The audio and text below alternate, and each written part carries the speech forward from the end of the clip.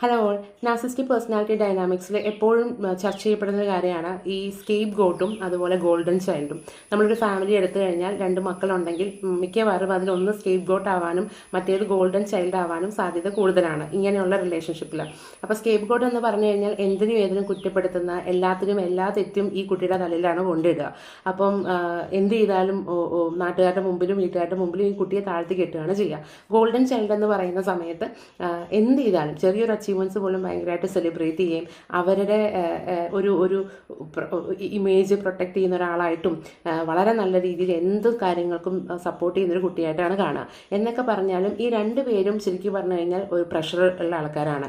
ഈ golden child എന്ന് പറഞ്ഞ കുട്ടി ഈ കണ്ടീഷൻ്റെ ലവിൻ്റെ ഭാഗമാണ്. സോ ഇതെങ്ങനെ മെയിൻറ്റെയിൻ ചെയ്യാമെന്നും, മറ്റേ കുട്ടിയാണെങ്കിൽ എപ്പോഴും റിജക്ഷനും സെൽഫ് ഡൗട്ടിൻ്റെ പ്രഷറിലാണ് കിടക്കുന്നത്. കുറച്ച് കഴിയുമ്പം ഇവർ രണ്ടും ഇത് റിയലൈസ് ചെയ്യുന്നുള്ളതാണ്. സോ അപ്പോൾ അത്രയേ ഉള്ളൂ. Thank you.